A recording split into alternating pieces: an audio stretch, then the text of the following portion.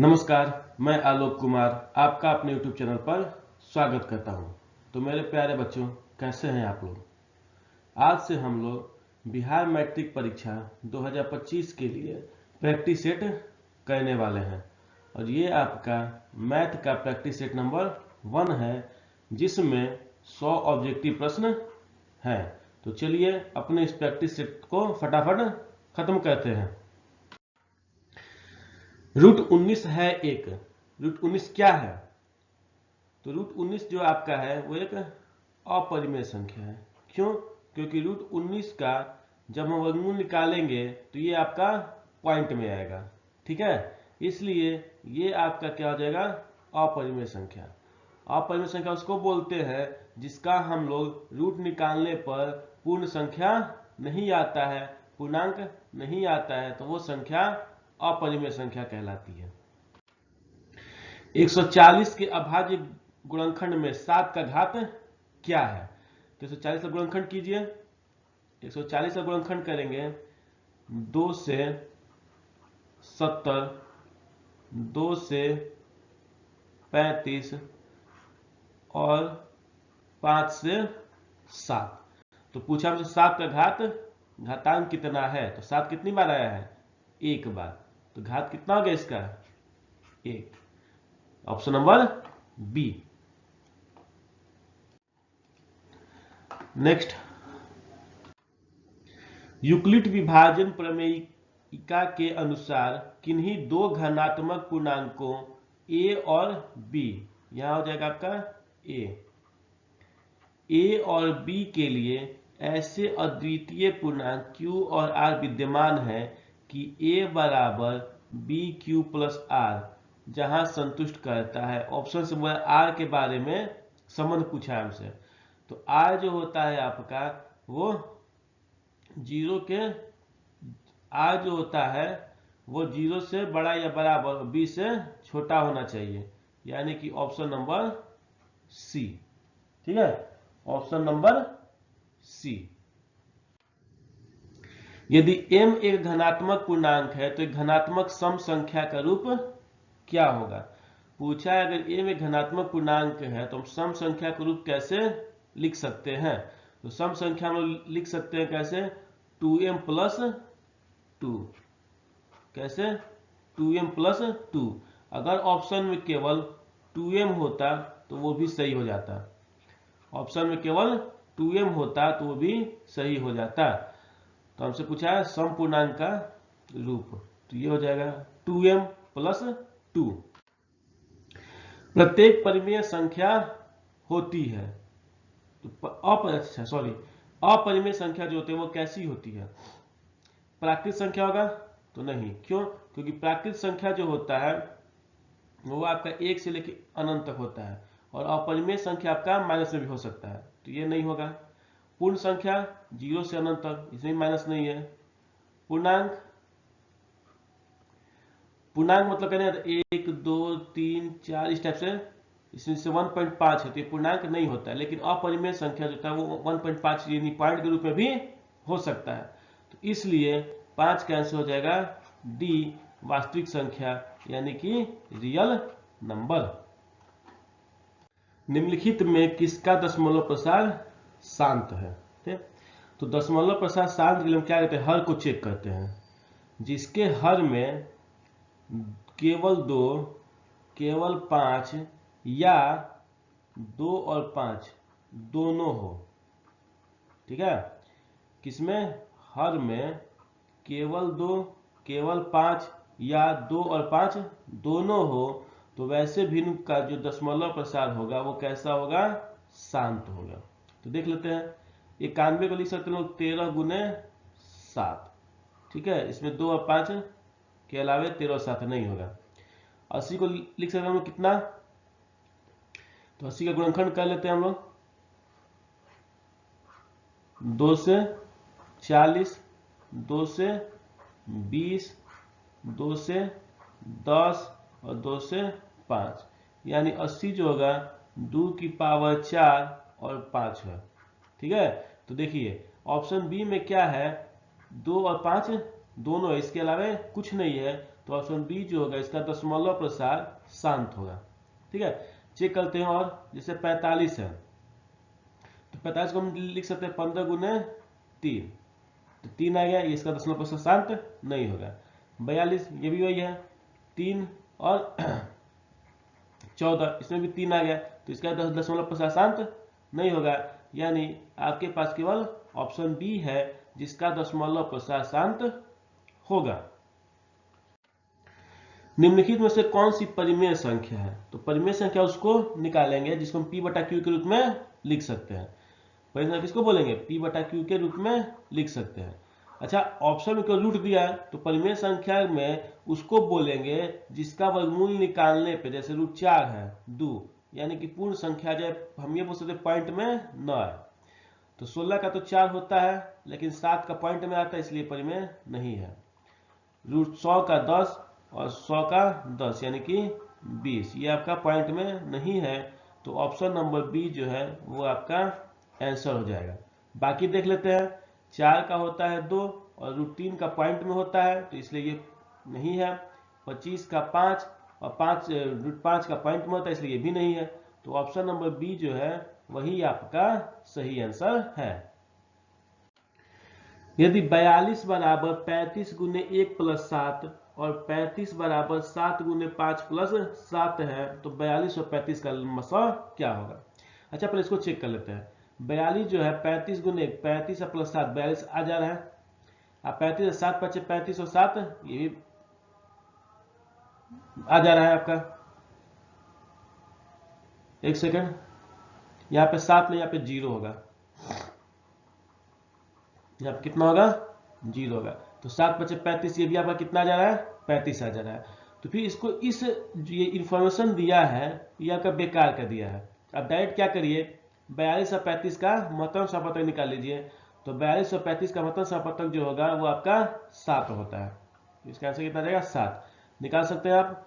35 से 42 को भाग दीजिए, 35 से कम 35, 7 और यहाँ 35, 7 5 35, ये कैंसिल आउट हो गया, तो इसका आंसर हो जाएगा 7। कितना इसका आ गया महत्तम समापतक? 7। तो 8वां का आंसर हो जाएगा ऑप्शन बी। नेक्स्ट, यदि पी एक्स बराबर एक्स क्यू प्लस 1 और क्यू एक्स बराबर एक्स प्लस 1 से भाग दिया जाए तो भागफल का घात कितना होगा? किसको भाग देना है? एक्स क्यू प्लस 1 को एक्स प्लस 1 से। तो आप इसको डायरेक्ट भी कर सकते हैं। जैसे ऊपर में क्या एक्स क्यू है, नीचे में क्या एक्स है, तो ऊपर में घात 3 है और नीचे में घात कितना है? एक्स का 1 है। घटेगा तो कितना बचेगा? एक्स का घात 2। तो इसका ऑप्शन कितना आ जाएगा? 2। अगर आप मेथड से बनाना चाहते हैं, भाग देने के बाद भागफल का जो घात आएगा, कुछ नहीं करना है आपको। ऊपर जो आपका सबसे बड़ा वाला घात है 3 और नीचे जो सबसे बड़ा वाला घात है वो है 1, इन दोनों घटा देंगे, जितना बचेगा वही आपका भागफल का घात हो जाएगा।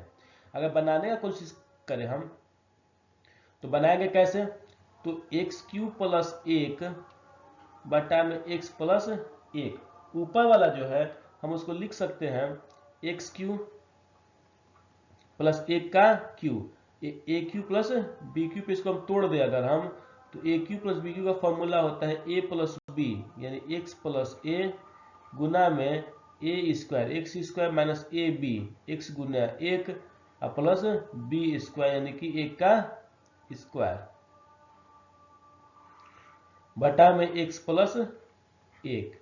एक्स प्लस 1 से एक्स प्लस 1 कैंसिल आउट हो जाएगा, तो ये बचेगा x square minus x plus 1। तो ये मेरा क्या गया? भागफल आ गया। भागफल में देखेंगे अब तो आपका घात जो है वो कितना है? 2 है। आपका घात कितना है? 2 है।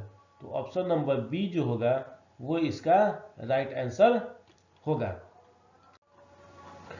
नेक्स्ट देखते हैं, द्विघात बहुपद x square minus 2x minus 3 के शून्यक कितने होंगे? इसका गुणनखंड कर लीजिए। X square minus 2x minus 3 को ऐसा तोड़ना है कि जोड़ने घटाने पर कितना आ जाए? 2 आ जाए। तो एक्स स्क्वायर माइनस, इसको लिख सकते हैं 3 माइनस 1 गुने एक्स माइनस 3, तो x square minus 3x plus x minus 3, x common निकालेंगे तो ये बचेगा x माइनस 3 प्लस एक कॉमन निकालेंगे तो ये बचेगा x माइनस 3, x माइनस 3 को कॉमन निकाल लिया जाए तो यहाँ बचेगा x प्लस 1। अच्छा, शून्यक निकालना है तो ये समीकरण जो होगा वो बराबर होना चाहिए किसके, जीरो के। ये समीकरण बराबर होना चाहिए किसके, जीरो के। और जब x माइनस 3 को हम जीरो से बराबर करेंगे, x माइनस 3 को हम जीरो से बराबर करेंगे तो x कितना आ जाएगा, 3। और जब x प्लस 1 को जीरो से बराबर करेंगे x कितना आ जाएगा, माइनस 1। यानी कहने का मतलब है x हो गया 3 और एक हो गया x minus 1। Option number C कौन हो जाएगा, ऑप्शन नंबर सी। नेक्स्ट, यदि अल्फा एवं बीटा द्विघात बहुपद x square plus 6x plus 2 के शून्यक हैं तो alpha plus beta minus alpha गुने बीटा का मान क्या होगा। तो मेरे पास समीकरण है कितना, x square plus 6x plus 2, इसको तुलना करते हैं किससे, x square plus bx plus c से तुलना करेंगे। तो तुलना करेंगे तो a का वैल्यू आ जाएगा 1 और b का वैल्यू आ जाएगा 6 और c का वैल्यू आ जाएगा कितना, 2। अच्छा, हमको वैल्यू किसका निकालना है, alpha plus beta minus alpha beta. तो इसका फॉर्मूला कितना होता है, अल्फा प्लस बीटा का फॉर्मूला होता है माइनस बी बटा में ए माइनस अल्फा बीटा का फॉर्मूला होता है सी बटा में ए। तो माइनस बी का मतलब हो गया 6 बटा में 1 माइनस 2 बटा में 1, माइनस 6 और माइनस 2, ये आपके पास आ गया कितना, माइनस 8। तो इसका ऑप्शन नंबर बी जो होगा माइनस 8 वो आंसर होगा। यदि बहुपद एक्स स्क्वायर माइनस के एक्स माइनस 42 का एक शून्य 3 है तो के का मान ज्ञात करें। अच्छा, अगर ये शून्यक है तो शून्यक का मान समीकरण में रखने पे वो जीरो के बराबर होना चाहिए। तो x की जगह हम 3 रखते हैं और किससे बराबर कर लेंगे, जीरो से।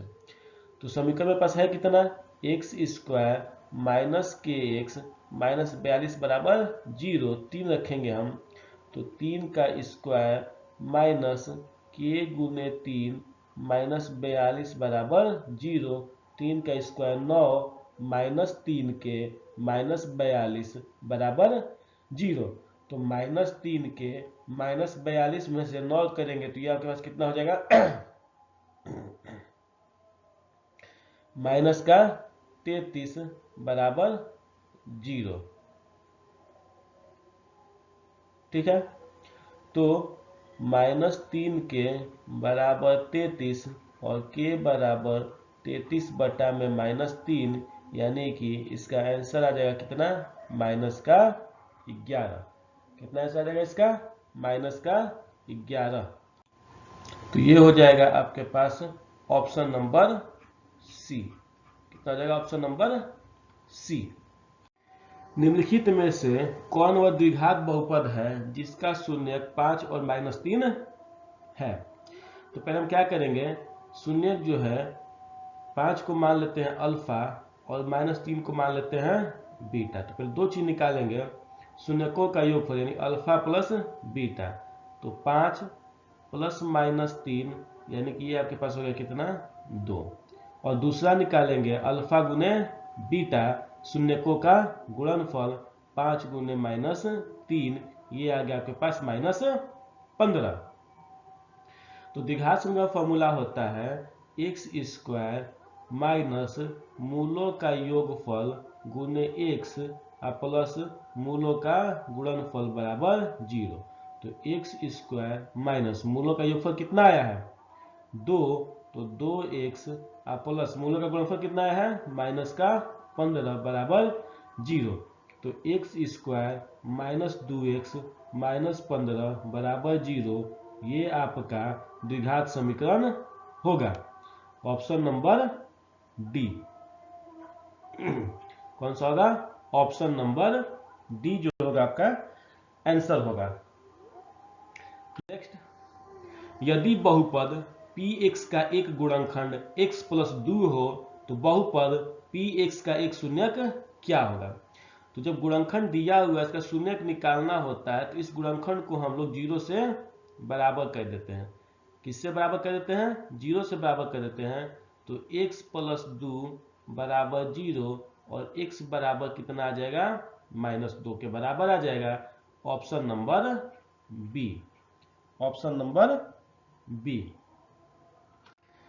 बहुपद x गुने 7x square plus 2x plus 4 plus 8 का घात कितना होगा।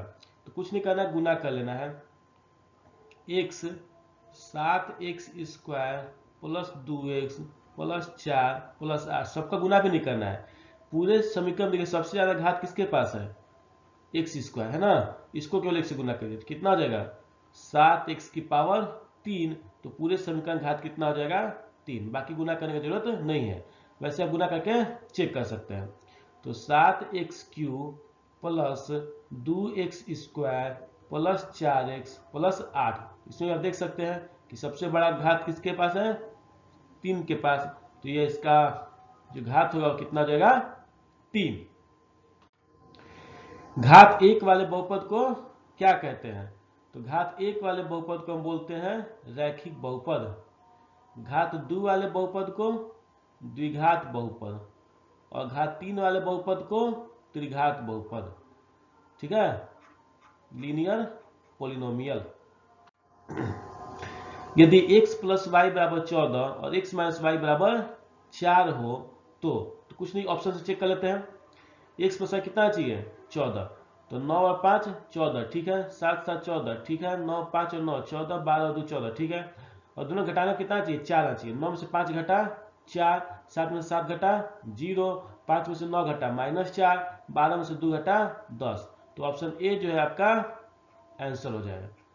ठीक है, बनाने की कोई जरूरत नहीं है। दो रैखिक समीकरणों के लेखाचित्र यदि प्रतिच्छेदी रेखाएं हो तो हलों की संख्या कितनी होगी। अगर दो समीकरण है, ठीक है, उसका हम ग्राफ बना रहे हैं और ग्राफ जो हो रहा है वो कैसा हो रहा है? प्रतिच्छेदी हो रहा है। तो हल का संख्या कितना हो जाएगा? 1 हो जाएगा। कितना हो जाएगा? 1। Option number B. ठीक है, ऑप्शन नंबर कितना हो जाएगा आपके पास? बी।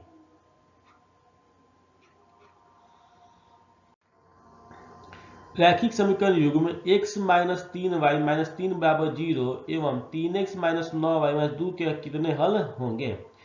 तो एक समीकरण में मेरे पास कितना है? x माइनस 3y माइनस 3 बराबर 0। इसको तुलना करेंगे a1x plus b1y plus c1 बराबर 0 से। तो a1 जो है वो आ गया 1, b1 है वो आ गया -3 और c1 जो है वो भी आ गया -3। दूसरा है आपके पास 3x माइनस 9y माइनस 2 बराबर 0। इसको तुलना करेंगे a2x plus b2y plus c2 बराबर 0। तो तुलना करेंगे तो a2 बराबर 3, b2 बराबर -9 और c2 बराबर -2। अब क्या करेंगे? कितने हल है निकालने के लिए हम क्या निकालते हैं? a1 बटा में a2 कितना आ जाएगा? 1 बटा में 3, b1 बटा में b2 ये कितना आ जाएगा? -3 बटा में -9 यानी कि 1 बटा में 3 और c1 बटा में c2 -3 बटा में -2 यानी कि 3 बटा में 2। तो इन दोनों को देख के बता सकते हैं कि a1 बटा में a2 बराबर है b1 बटा में b2 के और ये बराबर नहीं है c1 बटा में c2 के। क्या आ गया मेरे पास? a1 बटा में a2 बराबर है b1 बटा में b2 के और बराबर नहीं है c1 बटा में c2 के। तो जब ये कंडीशन होता है तो ये दोनों लाइन जो होता है ग्राफ का वो कैसा होता है? समांतर होता है। ग्राफ और हल की बात करें तो इसका कोई हल नहीं होता है, इसका कोई हल नहीं होता है। तो यानी कि ऑप्शन नंबर बी, ठीक है, नो सॉल्यूशन इसका आंसर हो जाएगा। अगर आपका कंडीशन आ जाता इसी में चेक कर लेते हैं कि a1 बटा में a2 बराबर नहीं है B1 बटा में B2 के लिए, तो इसके केवल और केवल एक हल होते हैं। A1 बटा में A2 बराबर है B1 बटा में B2 और बराबर है C1 बटा में C2, तो इसके अनंत हल होते, यानी कि अनगिनत हल होते। और तीसरा जो आपका ये क्वेश्चन है, A1 बटा में A2 बराबर है B1 बटा में B2 और बराबर नहीं है C1 बटा में C2, तो इसके कोई हल नहीं होते, यानी कि जीरो हल होता। तो यही जो तीन आपका कंडीशन है वो मेनली आपको चैप्टर में ये होता है। ठीक है, तो याद रखेंगे A1 बटा में A2 बराबर नहीं है B1 बटा में B2 के, तो इसके एक हल होंगे। A1 बटा में A2 बराबर है B1 बटा में B2 और बराबर है C1 बटा में C2, तो इसके अनंत हल होंगे। A1 बटा में A2 बराबर है B1 बटा में B2 बराबर है C1 बटा में C2, तो इसके जीरो हल होंगे। तो इस क्वेश्चन का आपका आंसर आएगा कोई हल नहीं। देखिए A1 बटा में A2 बराबर है B1 बटा में B2 और बराबर है C1 बटा में C2, तो समीकरण निकाय जो है A1x plus B1y plus C1 बराबर 0 तथा A2x plus B2y plus C2 बराबर 0 का आलेख कैसा होगा। ठीक है, तो जब तीनों बराबर है तो तीनों का आलेख जो ग्राफ का आलेख जो होगा वो कैसा होगा, समपाती सरल रेखा होगा, यानी कोइंसिडेंट स्ट्रेट लाइन। यानी कहने का मतलब है हम ग्राफ खींचेंगे तो दोनों ग्राफ जो होगा वो एक दूसरे के ऊपर आएगा। पहला वाला ग्राफ और दूसरा वाला ग्राफ दोनों एक दूसरे के ऊपर आएगा, तो उसी को बोलते हैं हम लोग समपाती सरल रेखाएं। ठीक है,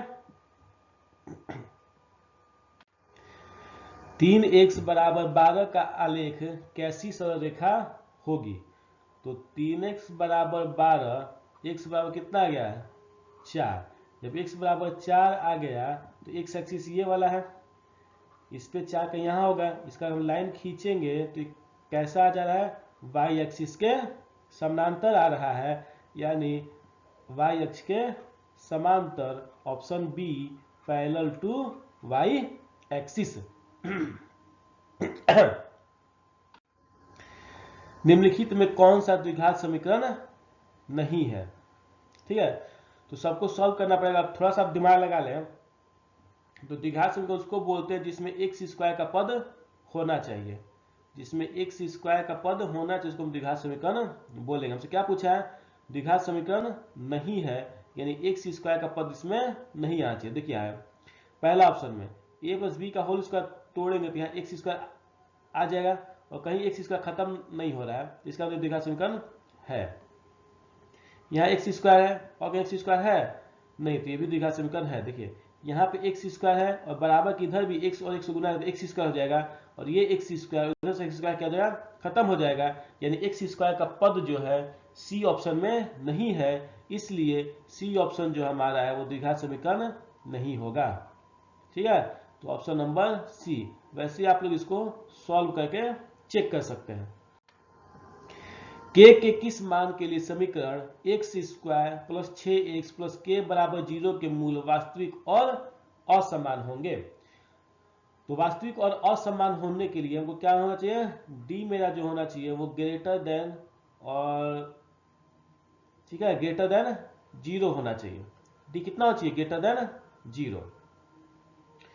डी मेरे पास ग्रेटर देन 0 होना चाहिए। अच्छा डी का वैल्यू क्या होता है, तो बी स्क्वायर माइनस 4ac मेरा ग्रेटर देन 0 होना चाहिए। ठीक, अच्छा तो ये एक जो समीकरण है इसको हम तुलना किससे करेंगे, a x square plus b x plus c बराबर 0 से। तो ए का वैल्यू आ जाएगा 1, बी का वैल्यू आ जाएगा 6 और सी का वैल्यू आ जाएगा k। अब जो बी स्क्वायर माइनस 4ac यहाँ पुट करते हैं तो बी की जगह हो गया 6 का स्क्वायर माइनस 4 गुने 1 गुने के ग्रेटर देन 0। 6 के 36 माइनस 4 के ग्रेटर देन 0, और 36 बड़ा है 4 के से। ठीक है, तो 4 को इधर लेके आएंगे, 36/4 बड़ा है के से और के जो है वो छोटा हो जाएगा 9 से, यानी कि ऑप्शन नंबर 9 कितना हो जाएगा, option number sorry option number C, k is less than 9। ठीक है, ऑप्शन कौन सा हो जाएगा? C, k is less than 9। द्विघात समीकरण 2x² माइनस 5x प्लस 3 के मूल होंगे। तो इसको पहले गुणनखंड करते हैं, और भी बहुत सारे नियम है, लेकिन गुणनखंड आसान पड़ेगा। तो 2x² माइनस 5x प्लस 3 बराबर 0। गुणनखंड करेंगे इसका, तो 2x² minus 3 plus 2x plus 3 बराबर 0। 3 दूनी 6 और 3 2 5।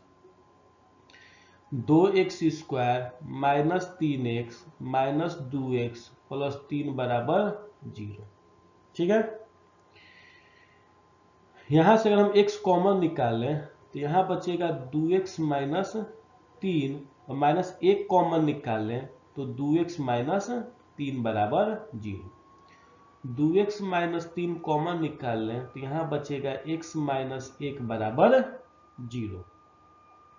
अब अलग अलग इसको तुलना करेंगे, तो 2x माइनस 3 को अगर हम 0 से तुलना करें तो 2x बराबर 3 और x बराबर 3 बटा में 2। और जब x माइनस 1 को तुलना करेंगे 0 से, x माइनस 1 बराबर 0, तो x बराबर कितना आ जाएगा? 1। यानी x बराबर 1 और x बराबर 3 बटा में 2। ऑप्शन नंबर ए जो है इसका राइट आंसर है। यदि द्विघात समीकरण ax² plus bx plus c में b² minus 4ac less than 0 है, ठीक है, तो समीकरण का कोई वास्तविक मूल्य नहीं होगा। Option number C, no real roots. द्विघात समीकरण 7x² माइनस 12x प्लस 18 के मूलों के जोड़ एवं मूलों के गुणनफल का अनुपात कितना है? तो इसको तुलना कर लेते हैं। ax² minus bx plus c बराबर 0 से, तो a का वैल्यू आ जाएगा 7, b का वैल्यू आ जाएगा 12 और c का वैल्यू आ जाएगा 18। ठीक है, तो मूलों का जोड़ कितना होता है? हमको किसका किसका अनुपात निकालना है? मूलों के जोड़ का मूलों के गुणनफल से। मूलों का जोड़फल होता है माइनस बी बटा में ए, और मूलों का गुणनफल कितना होता है? सी बटा में ए से ए खत्म हो जाएगा, यानी कि माइनस का बी बटा में सी, और माइनस का बी का मतलब हो गया कितना? प्लस बी एक्स होता है ना, तो यहाँ पे माइनस 12 गया। माइनस का माइनस 12 बटा में सी की जगह 18, यानी 12 बटा में 18। 6 दूनी 12 और 6 3 18, यानी कि 2:3 जो होगा इसका अनुपात आएगा। Option number D. यदि द्विघात समीकरण x² minus 5x plus p बराबर 10 के मूलों का गुणनफल -4 है, तो p का मान ज्ञात करें। तथा समीकरण को हम तुलना करते हैं किससे? इसमें तो तुलना किससे करेंगे? ax² plus bx plus c बराबर 0। अच्छा देखिए, जिससे तुलना करें उसके बराबर में कितना है? 0 है, लेकिन जो समीकरण क्वेश्चन में दिया हुआ है उसके बराबर में कितना है? 10 है। तो पहले इसके बराबर हम 0 लाएंगे, तो इस समीकरण को और कैसे लिख सकते हैं? x² minus 5x plus p minus 10 बराबर 0। अब जिससे तुलना करना है और जो समीकरण क्वेश्चन में दिया हुआ है, दोनों के बराबर में क्या है? 0 है। तो अब हम इसको तुलना कर सकते हैं। अगर अब हम इसको तुलना करेंगे तो तुलना करने पे मेरे पास आ जाएगा a बराबर 1, b बराबर -5 और c बराबर p माइनस 10, और c बराबर p माइनस 10। क्वेश्चन में बोला गया है कि मूलों का जो गुणनफल है वो कितना है? -4 है। क्या मेरे पास मूलों का गुणनफल जो है वो मेरे पास है -4। ठीक है, तो मूलों का गुणनफल कितना होता है? c बटा में a। c बटा में कितना आ गया? -4, और c मेरे पास है p माइनस 10 बटा में a है 1 बराबर -4। तो p माइनस 10 बराबर -4, तो p बराबर आ जाएगा -4 प्लस 10, तो p का वैल्यू आ जाएगा कितना? 6। बी का वैल्यू कितना आ जाएगा 6, ऑप्शन नंबर सी। नेक्स्ट, द्विघात समीकरण x square plus P x plus Q का विवेचक कितना होगा। तो इसको हम तुलना करेंगे फिर से किससे, a x square plus b x plus c बराबर 0 से। हमसे क्या पूछा है, विवेचक। विवेचक मतलब डी निकालना है हमको। तो तुलना करेंगे तो ए बराबर 1, बी बराबर पी और सी बराबर क्यू। डी का फॉर्मूला जो होता है वो होता है मेरे पास बी स्क्वायर माइनस 4 ए सी। बी की जगह है पी, तो पी का स्क्वायर माइनस 4 गुने 1 गुने क्यू, तो ये हो गया पी स्क्वायर माइनस 4 क्यू। तो आपका विवेचक का आंसर आ गया पी स्क्वायर माइनस का 4 क्यू, ऑप्शन नंबर ए। कौन सा, ऑप्शन नंबर ए। समांतर श्रेणी 1, 5, 9, 13, 17 का nवां पद क्या होगा। ठीक है, तो समांतर श्रेणी में ये आपका a जो है, a का वैल्यू आ गया कितना 1, a का वैल्यू कितना आ गया 1। d का वैल्यू होता है a2 माइनस a1, यानी 5 माइनस 1 कितना आ गया 4। ठीक है, nवां पद, तो an का फॉर्मूला होता है a प्लस n माइनस 1 गुना में d। a का जगह आ गया 1 प्लस n माइनस 1 और d की जगह आ गया 4, तो 1 प्लस 4n माइनस 4 सॉल्व करेंगे तो 4n माइनस 3 इसका आंसर हो जाएगा, ऑप्शन नंबर ए। नेक्स्ट, समांतर श्रेणी 10, 7, 4 का 36वां पद कौन सा आएगा। तो इसमें आपका a हो गया 10 और d हो गया आपका 7 माइनस 10 यानी कि माइनस 3 और n हो गया 36। तो a 36 जब निकालेंगे हम तो ये आ जाएगा a प्लस n माइनस 1 गुने d और n की जगह 36 माइनस 1 गुना में d। तो a की जगह आ गया आपके पास 10 प्लस 36 माइनस 1 35 गुने d की जगह आ गया माइनस का 3। तो 10 प्लस माइनस माइनस 35 या 105 घट जाएगा, तो आपके पास आंसर आएगा कितना का माइनस 95। कितना आ जाएगा माइनस का 95, ऑप्शन नंबर सी। समांतर से √2, √8, √18 का 5वां पद क्या होगा। पहले इसको सही से बना लेते हैं। √2, √8 को हम लिख सकते हैं 2√2 और √18 को लिख सकते हैं 3√2। अच्छा, √8 को 2√2 कैसे लिखेंगे, तो √8 जो है हम इसको लिख सकते हैं 4 गुना 2 और 4 जो है उसका √2 होता है, तो 2 बाहर आ जाएगा √2।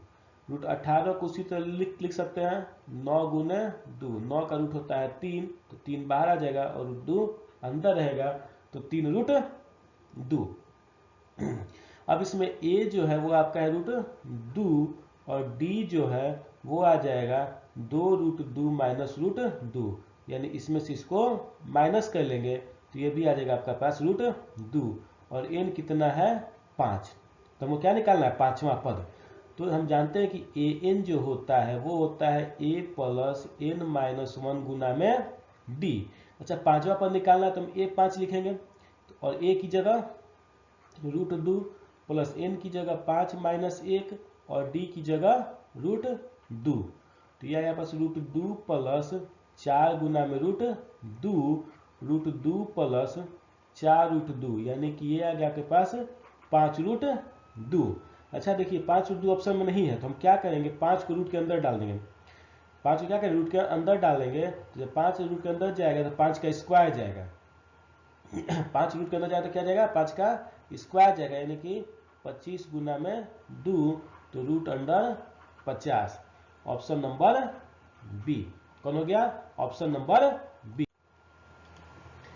नेक्स्ट, x प्लस 2, 3x और 4x प्लस 1 किसी समांतर श्रेणी के 3 क्रमागत पद हैं, तो x का मान ज्ञात कीजिए।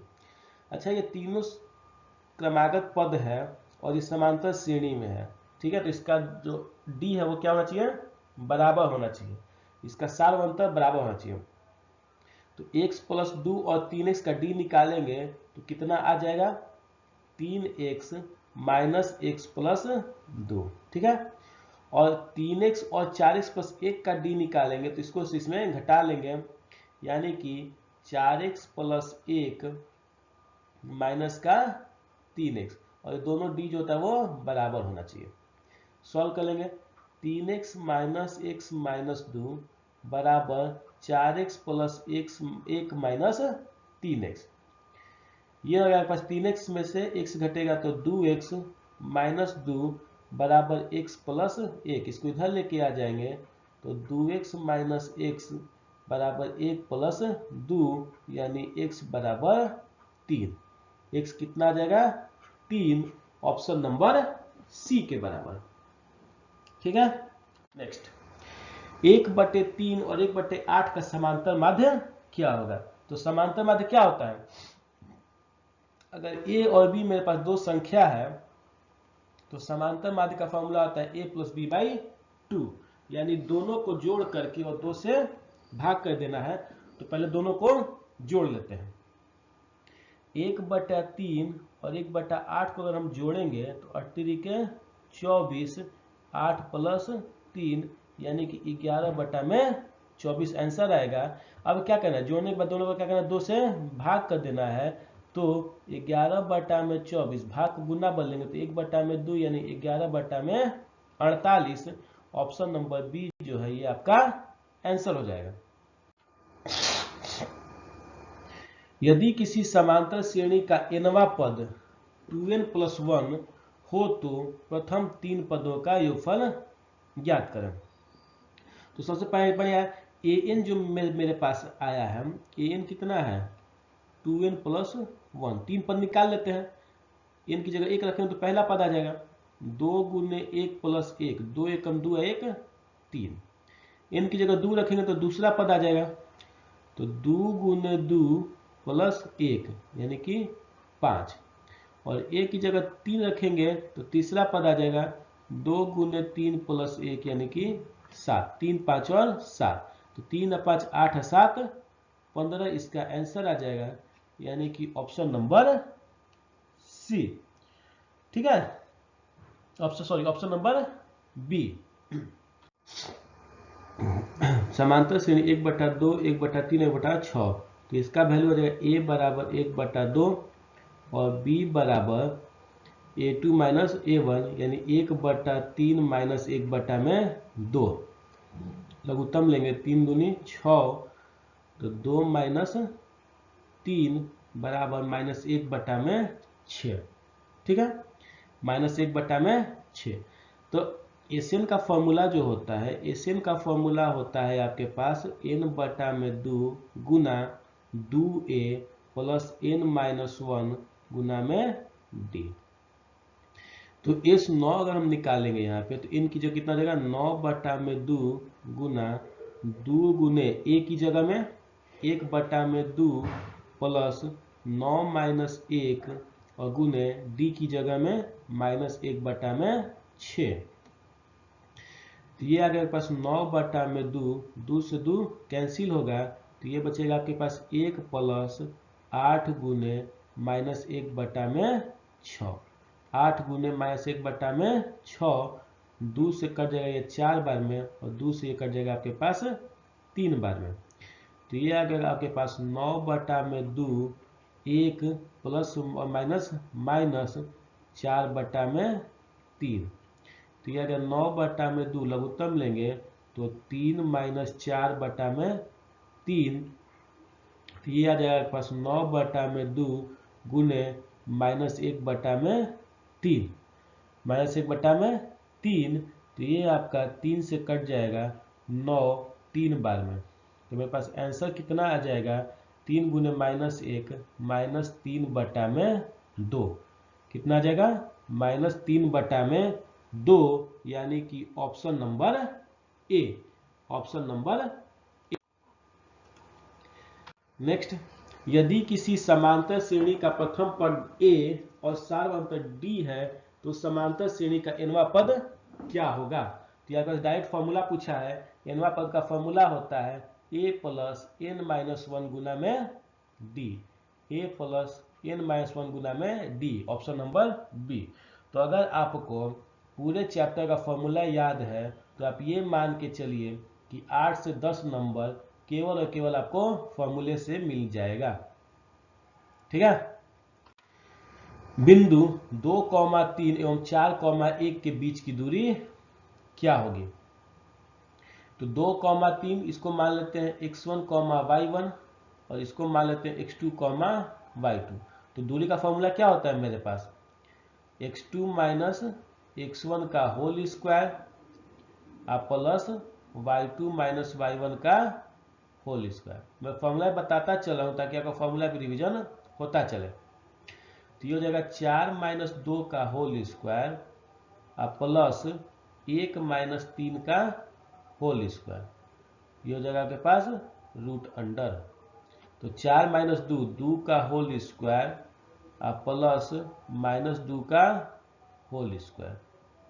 तो 2 का स्क्वायर आपके पास होता है 4, माइनस 2 का स्क्वायर होता है 4। ठीक है। तो ये आएगा आपके पास रूट अंडर 8। रूट अंडर 8 को लिख सकते हैं हम कितना? 4 गुना में 2। 4 का वर्गमूल होता है 2 और 2 का नहीं होता है, तो 2 रूट 2 जो होगा वो आपका आंसर हो जाएगा, यानी कि ऑप्शन नंबर बी। x बराबर 10 का आलेख निम्न में से किस बिंदु से होकर गुजरेगा? तो x का वैल्यू जो होगा वो कितना होगा? यहाँ पे 10 होगा। ठीक है। y का वैल्यू 0, तो 10,0।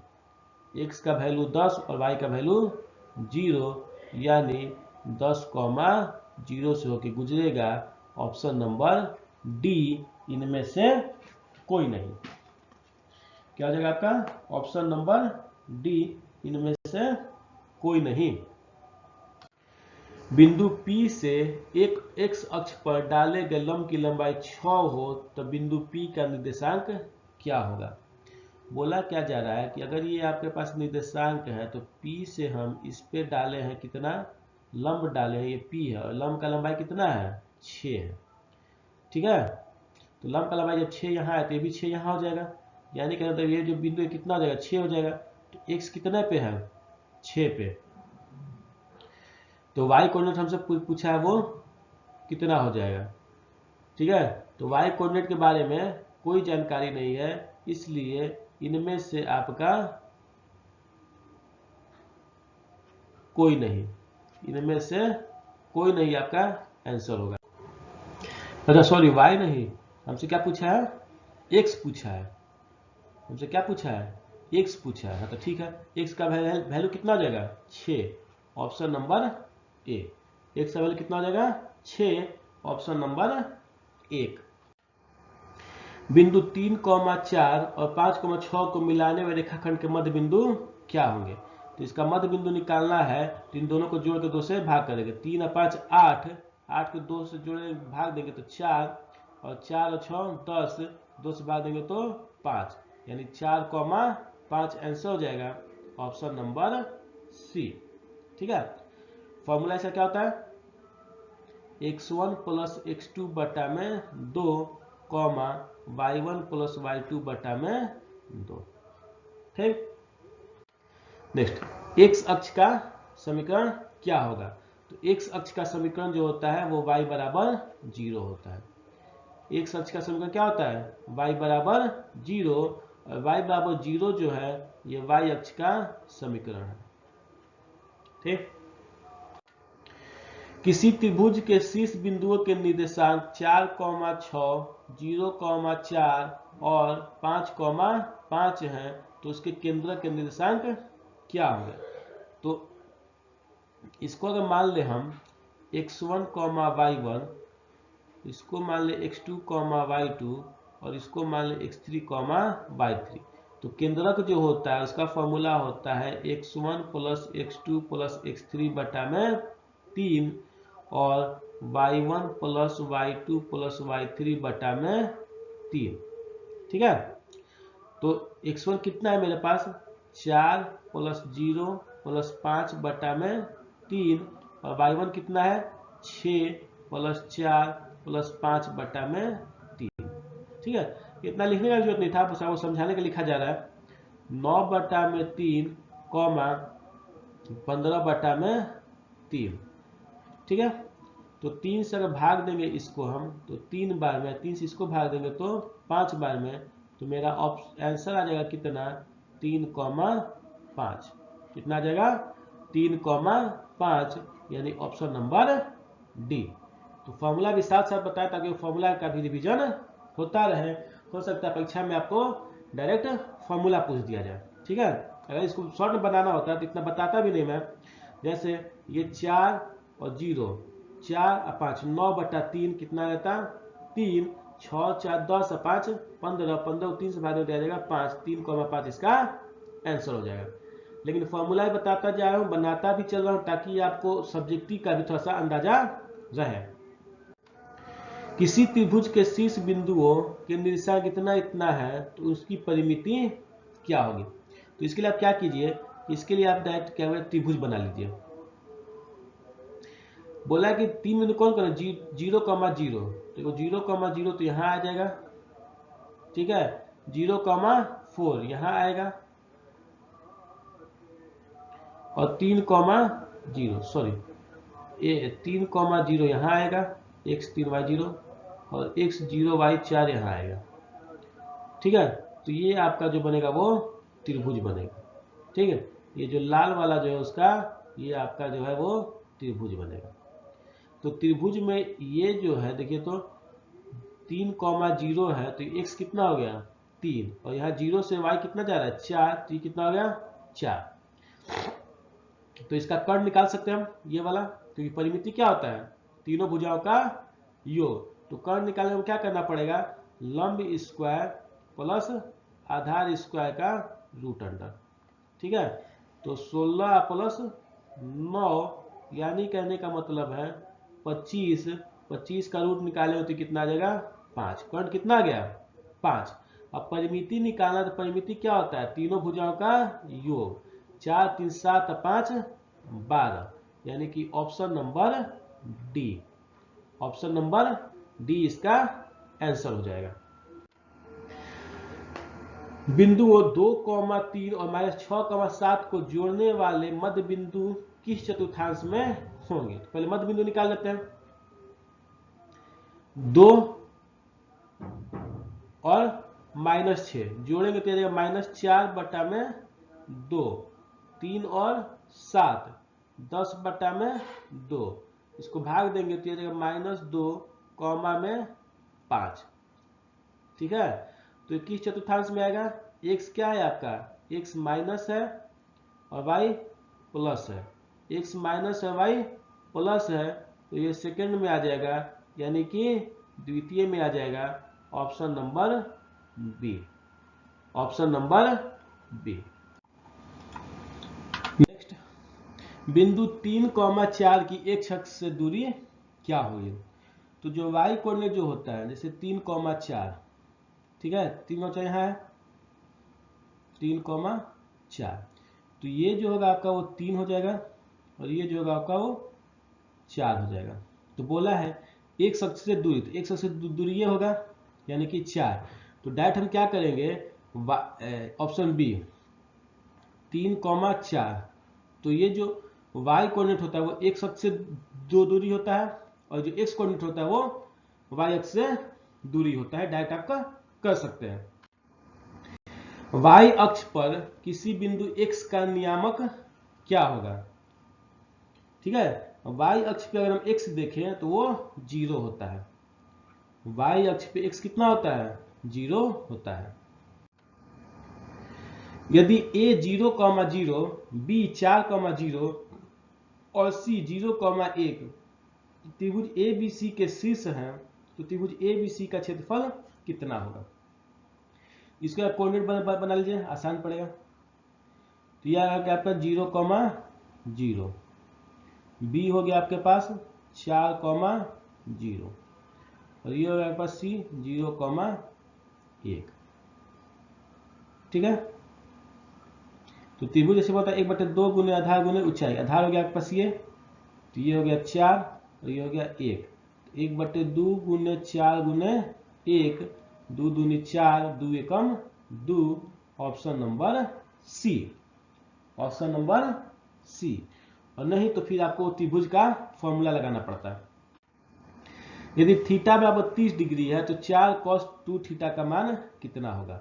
तो 4 थीटा 30 है, यहाँ रखेंगे तो cos 60 हो जाएगा, और cos 60 का वैल्यू जो होता है वो होता है 1/2, 2 से कट जाएगा 2 बार में, यानी ऑप्शन नंबर ए जो है इसका आंसर होगा।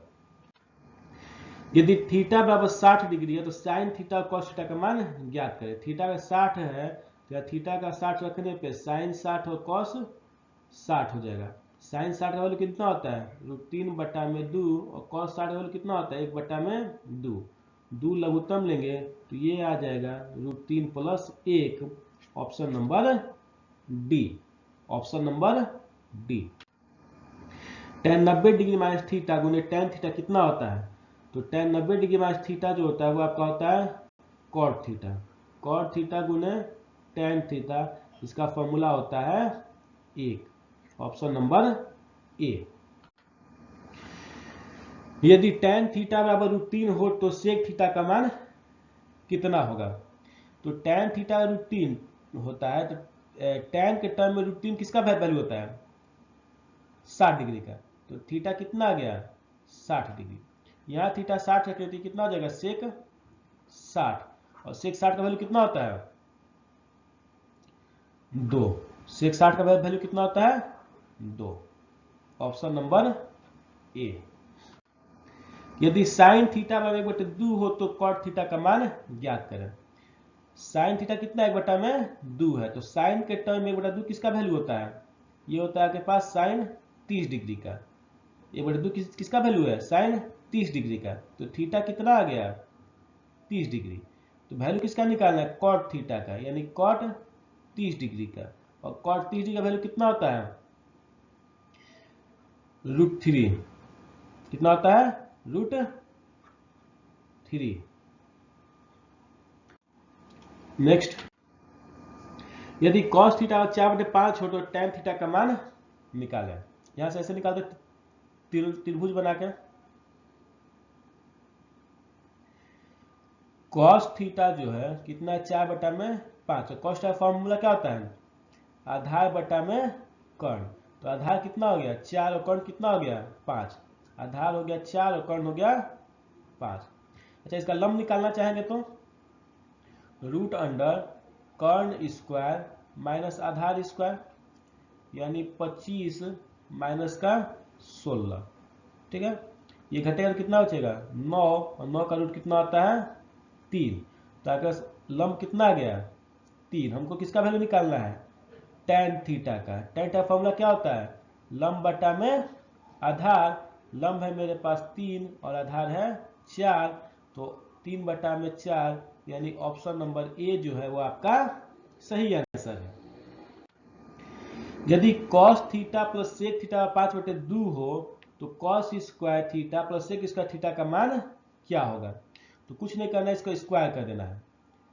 cos theta plus sec theta का वैल्यू कितना है आपके पास? 5/2। तो स्क्वायर करें तो कितना आ जाएगा? 5/2 का स्क्वायर। ए प्लस बी का होल स्क्वायर कितना हो जाएगा? ए स्क्वायर, यानी cos square theta plus B square, यानी sec square theta plus 2ab, यानी 2 cos थीटा गुना में सेक थीटा बराबर 5 का स्क्वायर 25/4। ये हो गया आपके पास cos square theta plus sec square theta plus 2 गुने cos थीटा गुने सेक वैल्यू कितना होता है? 1। तो 2 गुने 1 बराबर 25/4। 2 को उधर भेज देंगे तो cos square theta plus sec square theta बराबर 25/4 माइनस का 2। 4 लघुत्तम लेंगे तो 25 माइनस 4 दूनी 8, 17/4। कितना आंसर आ जाएगा इसका? 17/4, यानी ऑप्शन नंबर ए। ठीक है, नेक्स्ट बनाइए। साइन 45 और cos 45 का मान कितना होगा? तो साइन 45 होता है आपके पास 1/√2 और कॉस पैरास होता है ये भी 1/√2। इन दोनों जोड़ेंगे तो कितना आ जाएगा 2/√2। √2 से 2 कट जाएगा √2 बार में, यानी कि इसका आंसर आ जाएगा option number A √2। Sec square 60 minus 1, sec 60 का वैल्यू कितना होता है, ये आपके पास होता है 2, तो 2 का स्क्वायर माइनस 1 यानी 4 माइनस 1 बराबर 3। Option number C, option number C इसका आंसर हो जाएगा। √2 साइन 60 डिग्री माइनस अल्फा बराबर 1 है, तो अल्फा का मान क्या होगा। ठीक है, क्या दिया मेरे पास, √2 साइन 60 डिग्री माइनस अल्फा बराबर 1। √2 को उधर भेजेंगे तो साइन 60 माइनस अल्फा बराबर 1/√2। साइन 60 माइनस अल्फा 1/√2 जो होता है वो साइन 45 का वैल्यू होता है, यानी साइन 45। तुलना करेंगे तो 60 माइनस अल्फा बराबर कितना आ गया 45, तो यहाँ से अल्फा निकाल लेंगे 60 माइनस 45 यानी कि 15 डिग्री। ऑप्शन नंबर ए कौन आ गया, ऑप्शन नंबर ए यानी कि 15 डिग्री। यदि 2 साइन 2 थीटा बराबर √3 हो तो थीटा का मान ज्ञात करें। इसको वही काम करेंगे, 2 साइन 2 थीटा बराबर √3, तो साइन 2 थीटा बराबर कितना हो जाएगा √3/2। अच्छा, √3/2 किसका आंसर है, तो ये जो आपका आंसर है वो है साइन 60 डिग्री का।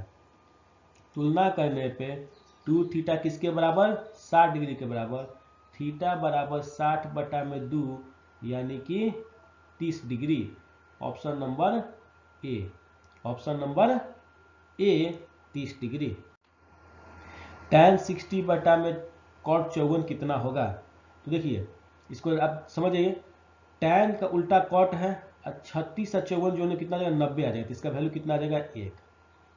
ठीक है, अब शॉर्ट में इसको याद रख सकते हैं। अगर सॉल्व करना है तो tan 36 बटा में cot 54, tan 36 cot 54 को लिख सकते हैं हम cot 90 माइनस 36, तो tan 36 बटा में cot 90 माइनस थीटा कितना होता है tan थीटा, tan 36 डिग्री यानी कि 1।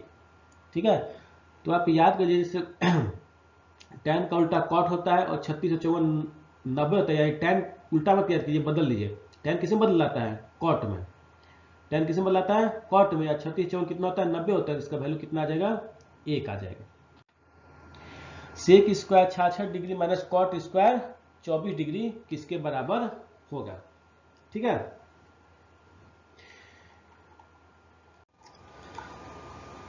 कितना है आपके पास, sec square 66 degree minus cot square 24 degree, तो ये हो गया sec square 66 degree minus cot square 24 को हम लिख सकते हैं कितना 90 माइनस 66, तो sec square 66 degree cot 90 minus theta कितना होता है tan थीटा, तो cot स्क्वायर 90 माइनस थीटा कितना हो जाएगा tan स्क्वायर थीटा। ठीक है, और sec square minus tan square किसके बराबर होता है 1 के बराबर, यानी कि option number A, option number A. Sine theta गुने sec 90 minus theta plus tan theta गुने tan 90 माइनस थीटा किसके बराबर होता है, तो साइन थीटा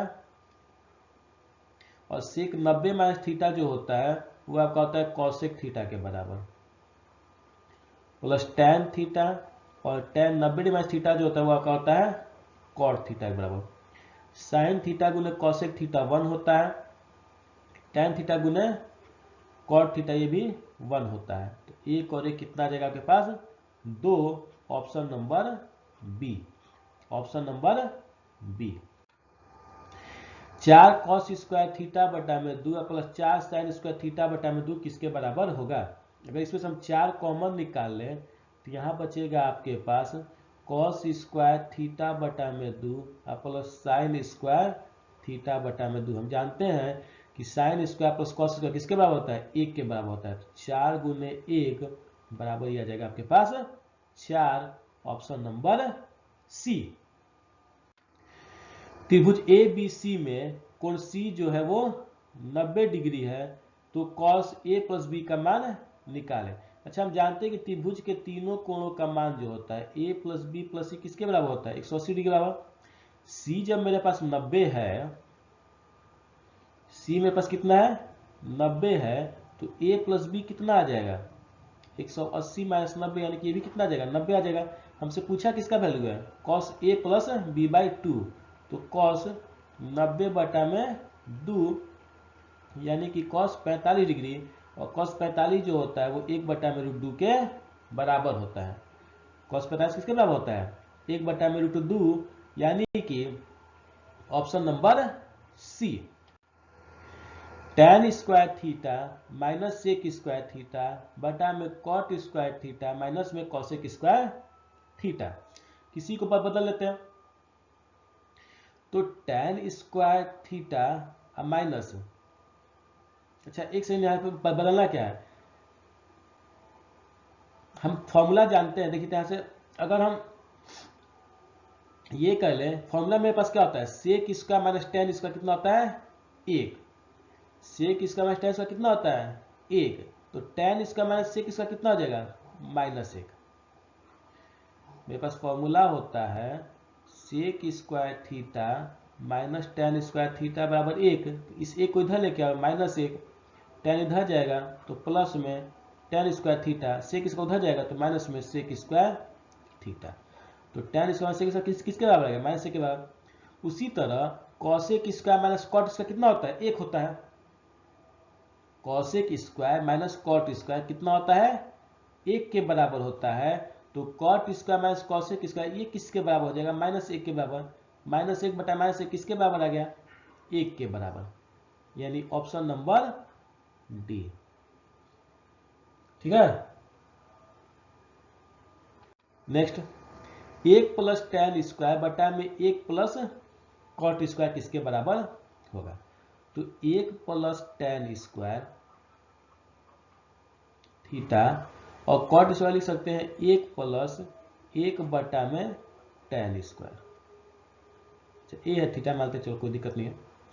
तो 1 प्लस tan स्क्वायर थीटा बटा में tan स्क्वायर थीटा इसका लघुत्तम हो जाएगा, तो यहाँ बचेगा tan स्क्वायर थीटा प्लस 1, इसको सॉल्व करेंगे तो 1 प्लस tan स्क्वायर थीटा और नीचे वाला tan स्क्वायर थीटा ऊपर चला जाएगा, तो tan स्क्वायर थीटा बटा में 1 प्लस tan स्क्वायर थीटा, इससे ये कैंसिल हो जाएगा, तो मेरे पास बचेगा कितना tan स्क्वायर थीटा, यानी कि ऑप्शन नंबर सी, यानी कि ऑप्शन नंबर सी।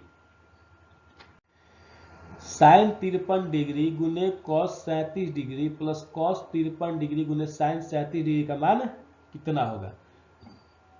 तो इसमें जो एंगल है सबको एक बनाने की कोशिश करते हैं, माने सबको 53 बनाने की कोशिश करते हैं। तो साइन 53 गुने कॉस थीटा जो होता है उसका फॉर्मूला क्या होता है, साइन 90 डिग्री माइनस थीटा, यानी 90 minus 37 plus cos 53 minus cos को छोड़ देते हैं कॉस 53 और साइन थीटा बराबर कॉस 90 माइनस थीटा।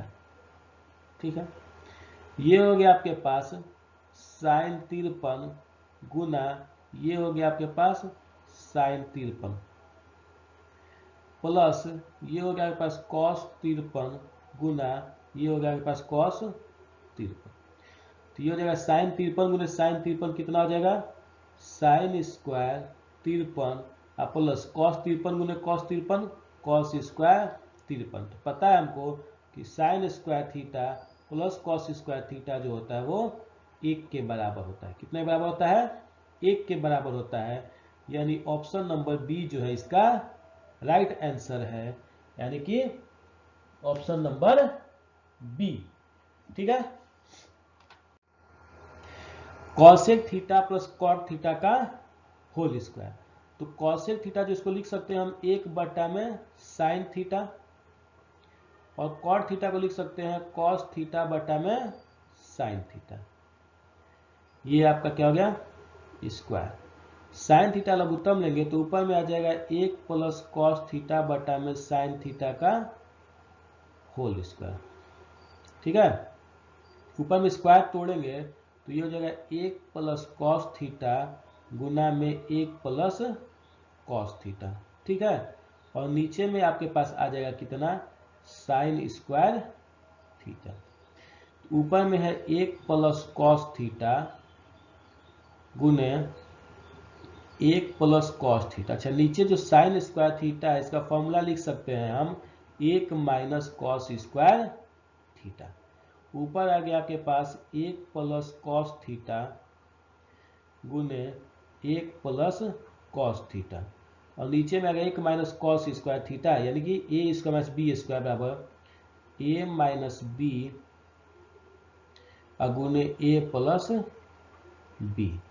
ठीक है, तो 1 प्लस कॉस थीटा से 1 plus cos theta cancel out हो गया, तो आपके पास बचा क्या 1 प्लस कॉस थीटा बटा में 1 minus cos theta. 1 plus cos theta बटा में 1 माइनस कॉस थीटा, यानी कि ऑप्शन नंबर ए, यानी कि ऑप्शन नंबर ए। त्रिभुज ए बी सी में डी और ई बिंदुएं भुजा ए बी और ए सी पर इस प्रकार स्थित है कि डी ई समानांतर जो है वो बी सी है। बोल रहा है कि ए बी सी एक त्रिभुज है। ठीक है, इस पे डी और ई ए बी और ए सी पर इस प्रकार स्थित है कि डी ई जो है समानांतर है बी सी के। यदि ए डी बटा में डी बी, ए डी बटा में डी बी जो है वो आपके पास 3 बटा में 2 है, ए ई 6 है, तो इसी का मान निकालना है। तो थेल्स थ्योरम से हम पढ़े हैं कि ए डी बटा में डी बी, ठीक है, वो बराबर होता है ए ई बटा में ई सी के। तो ए डी बटा में डी बी कितना दिया प्रश्न में 3 बटा में 2, और ए ई जो है 6 बटा में ई सी, तो 3 दूनी का 6, तो ई सी जो है वो आपके पास आ जाएगा कितना 4 सेंटीमीटर। ई सी कितना आ जाएगा आपके पास 4 centimetre. Option number B, option number B. Next,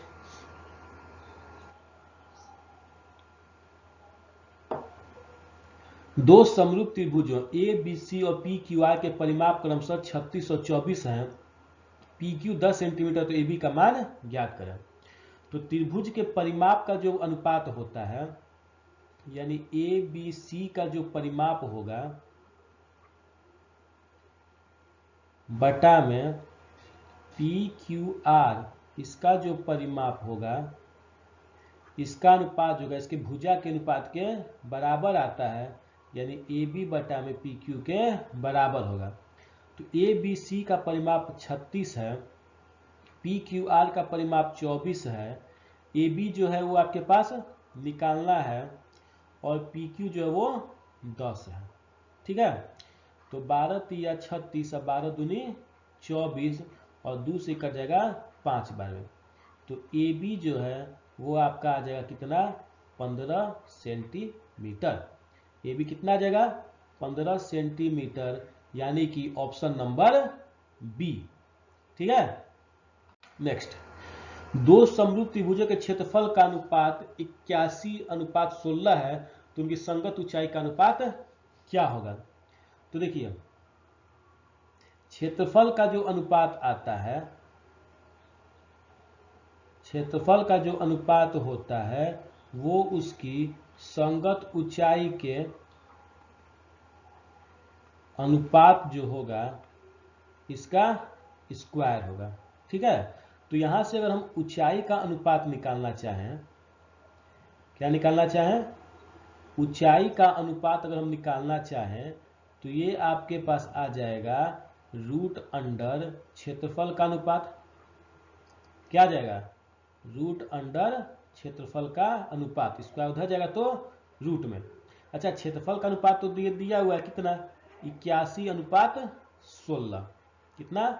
81:16। 81 का जो वर्गमूल होता है 9 होता है और 16 का जो होता है वो 4 होता है। यानी ऊंचाई का अनुपात जो है वो आपका आ जाएगा 9:4। कितना आ जाएगा? 9:4, यानी ऑप्शन नंबर डी। ठीक है। नेक्स्ट, यदि पी क्यू आर में पी आर स्क्वायर बराबर P Q square plus Q R square है तो क्यू का मान, अच्छा ये देखने से आपको लग रहा है कि पाइथागोरस का थ्योरम है। तो पाइथागोरस के थ्योरम में कर्ण स्क्वायर, ठीक है, बराबर लंब स्क्वायर और प्लस आधार स्क्वायर होता है। यानी हम बोल सकते हैं कि पी आर जो है वो क्या है, मेरे पास कर्ण है। पी आर मेरे पास क्या है? कर्ण है। तो ये वाला क्यू होगा, और जब ये क्यू होगा तो ये क्यू 90 डिग्री होगा। कितना हो जाएगा? 90 डिग्री, यानी option number C. Option number C. यदि त्रिभुज ए बी सी में कोण बी 90 हो, ये मेरे पास त्रिभुज है ए बी सी, और यहाँ पे बी जो है वो आपके पास कितना है? 90 है। ठीक है। ए बी अगर 12 है, बी सी अगर 5 है, ए सी अगर 13 है, तो कॉस ए का मान क्या होगा? कॉस ए यहाँ है, तो कॉस ए जो होगा, तो कॉस का फॉर्मूला क्या होता है?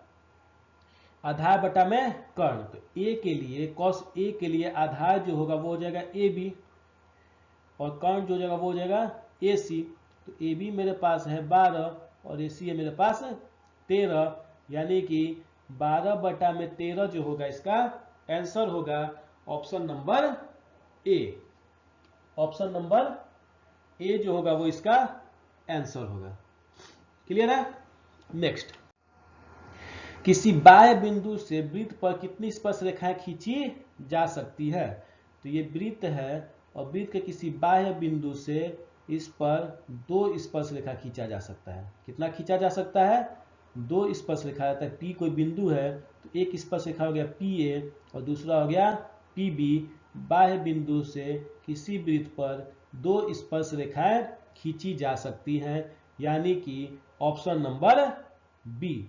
Option number B.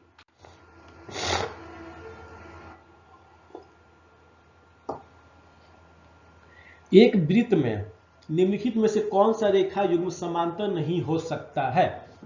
ठीक है। तो बोला है वृत्त में 2 जीवा, तो 2 जीवा समांतर हो सकता है।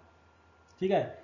एक जीवा और एक स्पर्श रेखा, ये एक जीवा है ए बी और ये एक स्पर्श रेखा है पी क्यू, ये भी समांतर हो सकता है। 2 स्पर्श रेखा पी क्यू और एक्स वाई, ये भी समांतर हो सकता है। 2 व्यास जो कभी समांतर नहीं हो सकते हैं। 2 व्यास हमेशा संपाती, समांतर नहीं हो सकते हैं, संपाती हो सकते हैं। ठीक है। 2 व्यास हमेशा समांतर नहीं होंगे, संपाती हो सकते हैं। 10 सेंटीमीटर त्रिज्या के वृत्त की एक जीवा इसके केंद्र पर 90 डिग्री का कोण अंतरित करती है, तो जीवा की लंबाई ज्ञात करें।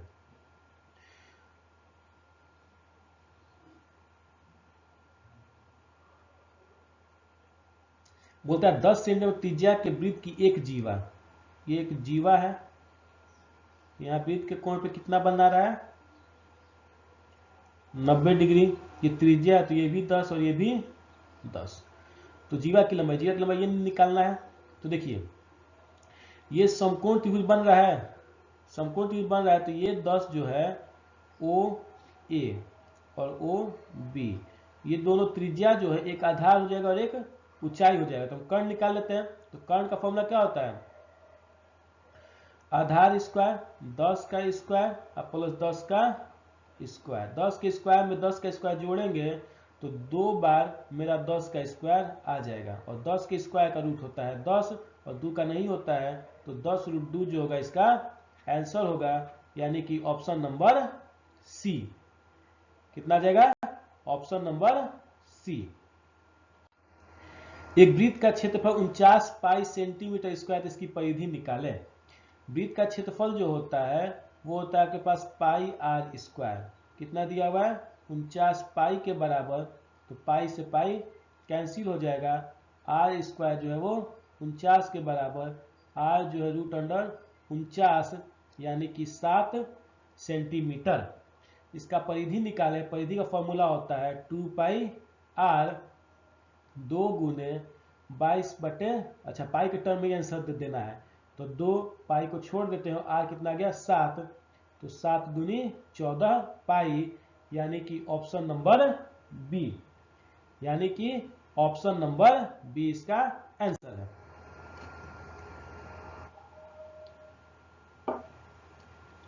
आर त्रिज्या वाले वृत्त में थीटा डिग्री के त्रिज्य खंड का क्षेत्रफल क्या होगा, तो ये भी फॉर्मूला है आपका।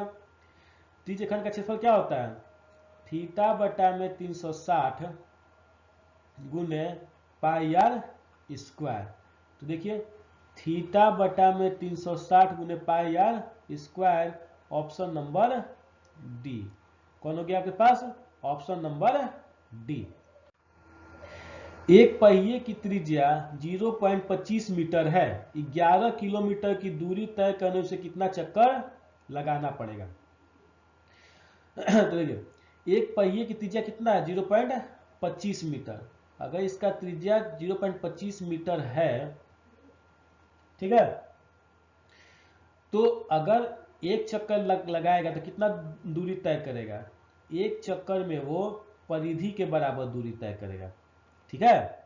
एक चक्कर में कितना दूरी तय करेगा, जितना उसका परिधि होगा, परिधि कितना है 2 पाई आर, यानी 2 गुने 22 बटे 7 गुने 0.25 मीटर, इतना क्या करेगा ये इसका दूरी तय कर लेगा, ठीक है। एक चक्कर में कितना दूरी तय करना है इसको 11 किलोमीटर, तो इतना दूरी तय करता है ये एक चक्कर में, ठीक है। तो 1 मीटर का दूरी कितना में तय करेगा, 1 बटा में 2 गुने 22 गुने 0.25 गुना में 7, तो 11 किलोमीटर यानी 11,000 मीटर का दूरी ये तय करेगा। 1 गुने 7 बटा में 2 गुने 22 गुने 0.25 और गुने 11,000 ऊपर में आ जाएगा, पॉइंट हटेगा तो 100, ठीक है। 22 पाँचे 110, 2 जीरो, 25 दूनी 50, 20, 2 से 10, यानी कहने का मतलब है 7 गुने 10 गुने 100, यानी कि ये 7,000 चक्कर लगा लेगा 11,000 किलोमीटर की दूरी तय करने में, यानी कि ऑप्शन नंबर डी। कौन इसका आंसर हो जाएगा, ऑप्शन नंबर डी जो है वो इसका आंसर हो जाएगा। 8 सेंटीमीटर त्रिज्या वाले अर्धवृत्त की कुल परिमिति क्या होगी, तो अर्धवृत्त का परिमिति जो होता है, ये अर्धवृत्त जो है, अर्धवृत्त का परिमिति जो होता है वो आपके पास होता है पाई आर प्लस डी, यानी 22 बटे, अच्छा पाई का टर्म आंसर है, तो पाई आर की जगह हो गया 8 और डी की जगह 2r यानी कि 16, 8 कॉमन निकाल लेंगे तो पाई प्लस 2 कितना आ जाएगा, पाई प्लस 2 गुना में 8, यानी कि ऑप्शन नंबर बी जो है वो इसका आंसर हो जाएगा। किसी बाह्य बिंदु P से किसी वृत्त पर 2 स्पर्श रेखाएं PQ तथा PR हैं, यदि PQ बराबर 20 सेंटीमीटर है तो PR का मान ज्ञात करें। अभी हम पढ़ चुके हैं, ये मेरे पास वृत्त है और ये P बिंदु से हम 2 स्पर्श रेखा खींचे हैं, PQ और PR, क्या खींचे हैं PQ और PR। PQ 20 है तो PR भी कितना होगा 20 होगा, क्योंकि हम पीछे पढ़ चुके हैं कि किसी बाह्य बिंदु से वृत्त पर 2 स्पर्श रेखाएं खींची जा सकती हैं और दोनों स्पर्श रेखाएं क्या होती हैं बराबर होती हैं, तो अगर एक स्पर्श रेखा का लंबाई 20 है तो दूसरे का भी कितना आएगा 20 आएगा, यानी option number C, option number कौन हो जाएगा सी हो जाएगा 20। किसी वृत्त की 2 त्रिज्याओं के बीच का कोण 110 डिग्री है, उन दोनों त्रिज्याओं के छोर पर स्पर्श रेखाओं के बीच का कोण कितना होगा। बोल रहा है क्या कि अगर ये वृत्त है और इसके जो कोण बन रहा है यहाँ पे दोनों त्रिज्या बीच कितना बन रहा है, 110 डिग्री का बन रहा है। तो अगर हम इस पे एक स्पर्श रेखा खींचे और एक इस पे स्पर्श रेखा खींचे तो यहाँ पे जो कोण बनेगा वो कितना बनेगा। तो ये 110 है, हमको पता है कि त्रिज्या स्पर्श रेखा के बीच का कोण कितना होता है, 90 डिग्री होता है। कितना होता है, 90 डिग्री होता है। यहाँ भी 90 डिग्री हो जाएगा। और ये चतुर्भुज है, चतुर्भुज में चारों कोणों का योग कितना होता है, 360 डिग्री। तो 90 90 180 हो गया, ये 110 है, तो यहाँ पे कितना होना पड़ेगा, 70 होना पड़ेगा, तब जाके 180 होगा। यानी कि option number B, option number B जो है इसका राइट आंसर है। 4 सेंटीमीटर किनारे वाले एक घन को 1 सेंटीमीटर किनारे वाले कितने घनों में विभक्त किया जा सकता है। तो इसका संख्या निकालना है। तो संख्या निकालने के लिए हम क्या करेंगे कि 4 सेंटीमीटर घन वाले 4 सेंटीमीटर किनारे वाले घन का आयतन बटा में 1 सेंटीमीटर किनारे वाले घन का आयतन। क्या करेंगे हम, 4 सेंटीमीटर किनारे वाले घन का आयतन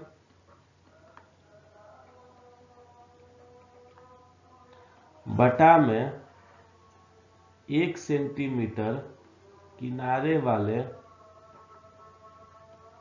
घन का आयतन। 4 सेंटीमीटर किनारे घन का आयतन हो जाएगा कितना, 4 गुने 4 गुने 4, अब बटा में 1 सेंटीमीटर लगा 1 गुने 1 गुने 1, तो 4 गुने 4 गुने 4 कितना आ जाएगा, 64। तो इसका आंसर हो जाएगा बी, 64। यदि किसी घनाभ की लंबाई l, चौड़ाई b तथा ऊंचाई h हो तो घनाभ का कुल पृष्ठीय क्षेत्रफल कितना होगा। तो कुल पृष्ठीय क्षेत्रफल का फॉर्मूला क्या होता है, 2 गुने LB plus BH plus HL, यानी कि ऑप्शन नंबर ए। समान ऊंचाई के दो बेलनों के आयतनों का अनुपात 4:9 है, तो इनके वक्र पृष्ठों के क्षेत्रफल का अनुपात कितना होगा। तो समान ऊंचाई है और आयतन कितना है, 4:9, वक्र पृष्ठ का क्षेत्रफल निकालना है। तो दो बेलन है जिसका त्रिज्या एक का R1 दूसरे का R2 और ऊंचाई H1, अच्छा समान ऊंचाई है तो दोनों की ऊंचाई को H मान लेते हैं। तो आयतन का अनुपात दिया 4:9। आयतन का फॉर्मूला होता है पाई R1 स्क्वायर H बटा में पाई R2 स्क्वायर H।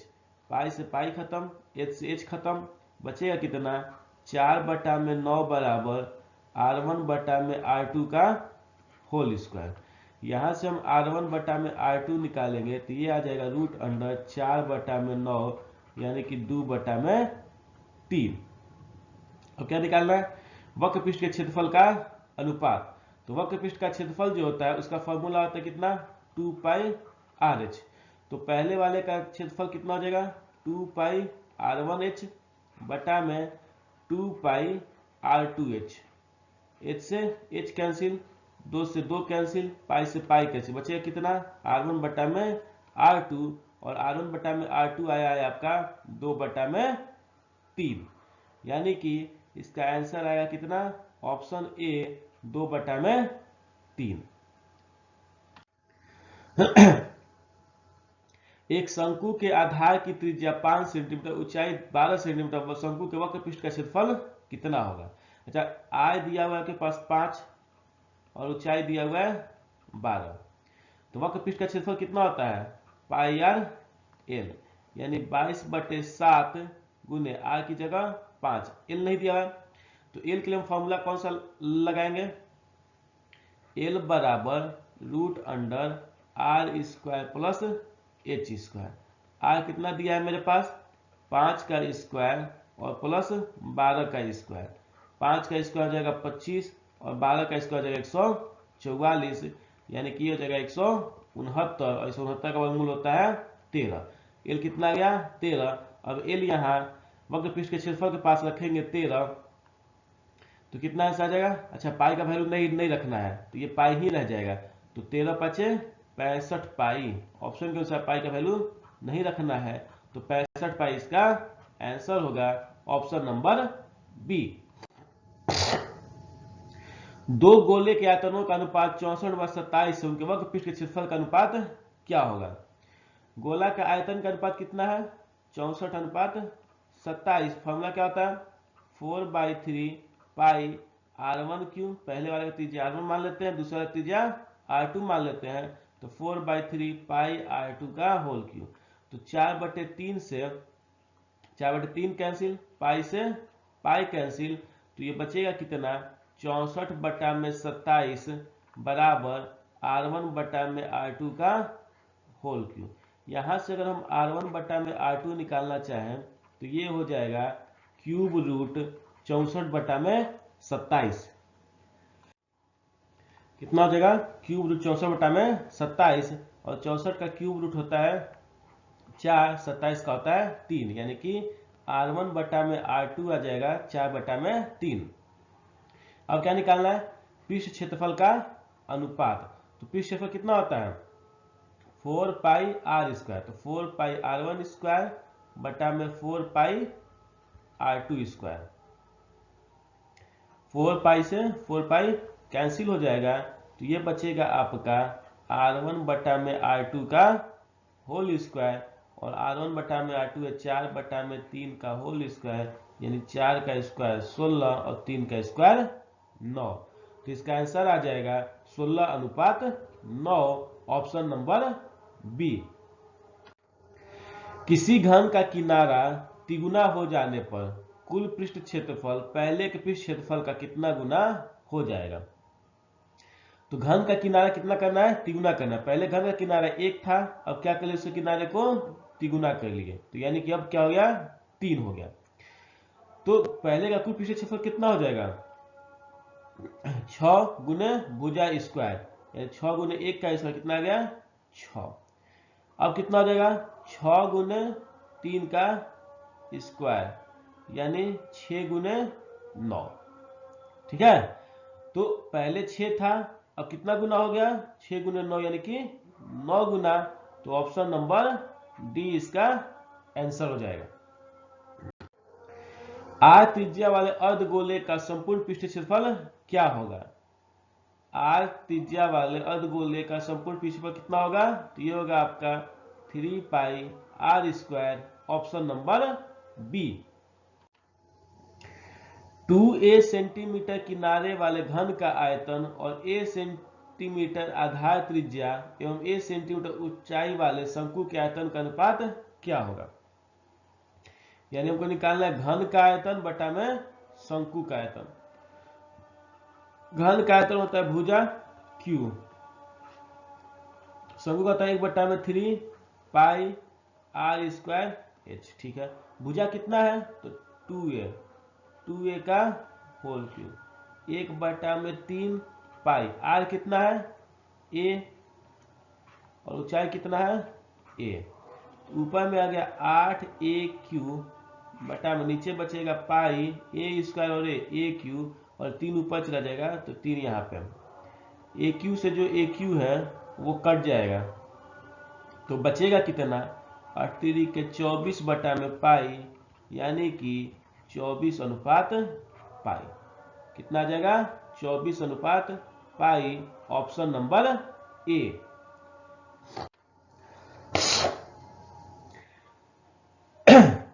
सात सेंटीमीटर त्रिज्या वाले अर्धगोले का संपूर्ण पृष्ठीय क्षेत्रफल कितना होगा।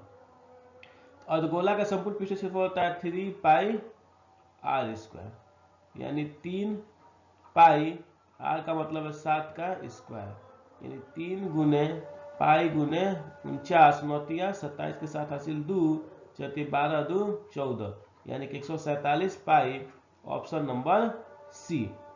147 पाई, ऑप्शन नंबर सी। निश्चित घटना का प्रायिकता क्या होती है। तो निश्चित घटना का प्रायिकता जो होता है वो 1 होता है।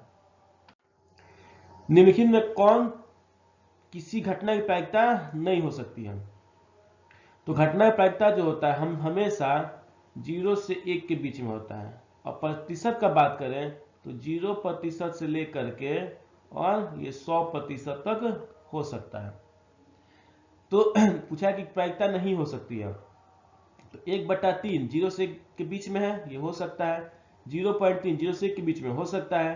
33% 0 से 100% के बीच में ये हो सकता है।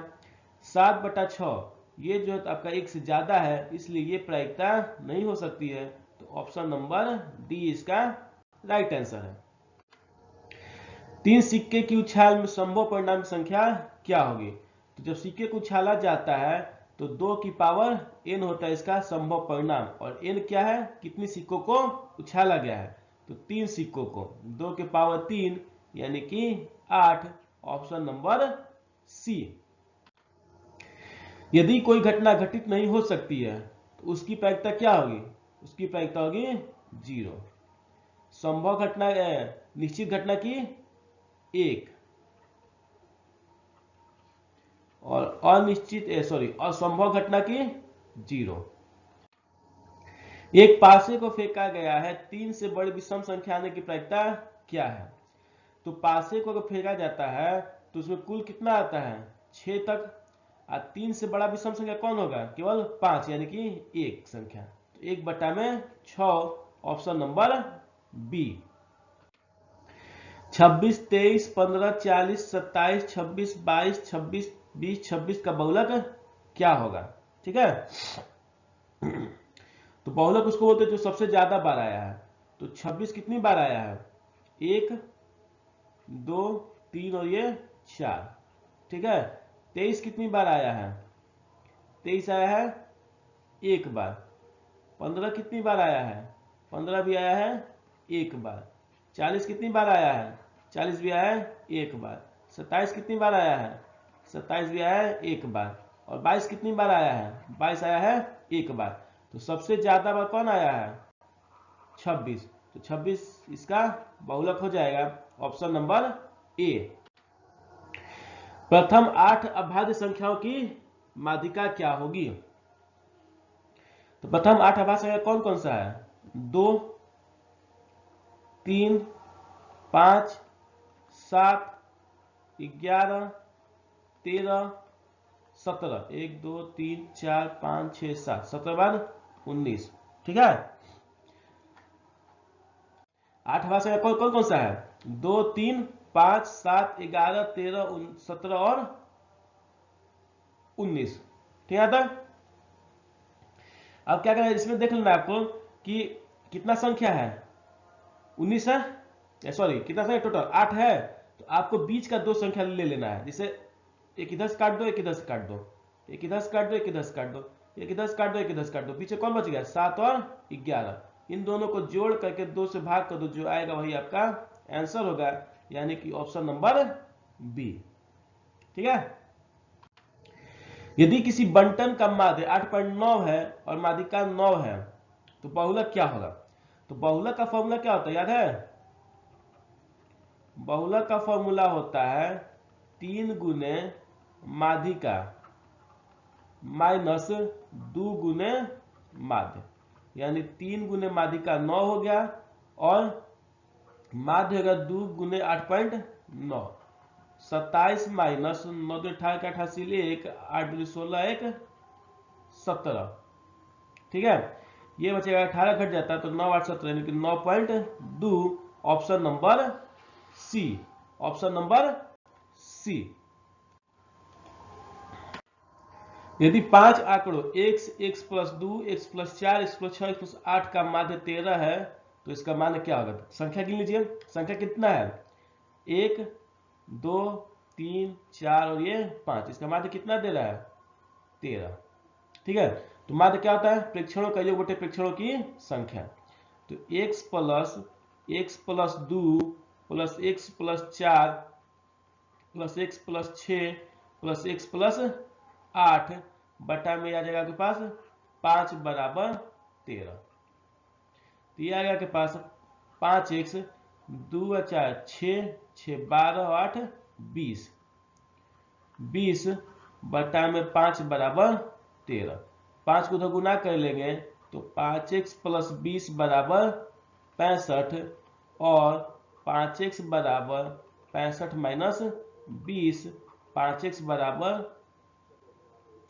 45। तो x बराबर कितना आ गया, 45 बटा में 5 यानी कि 9। तो x का वैल्यू कितना आ गया, 9, ऑप्शन नंबर ए। निम्नलिखित में कौन केंद्रीय प्रवृत्ति की माप नहीं है। केंद्रीय प्रवृत्ति मतलब सेंट्रल टेंडेंसी। तो सेंट्रल टेंडेंसी लोग 3 चीज निकालते हैं, माध्य, माध्यिका और बहुलक। तो परिसर जो है ये इसका सेंट्रल टेंडेंसी का प्रवृत्ति नहीं है, यानी ऑप्शन नंबर डी। तो ये आज आपका जो प्रैक्टिस सेट 1 था वो खत्म हो गया और इसमें मैंने 100 क्वेश्चन को सॉल्व कराया है। तो ये वीडियो आपको कैसा लगा कमेंट सेक्शन में जरूर बताइएगा। ये वीडियो अगर आपको पसंद लगा है तो इसे लाइक, सब्सक्राइब और शेयर जरूर कीजिएगा। तो मिलते हैं आपसे अगले वीडियो में, तब तक के लिए धन्यवाद। Bye bye, take care.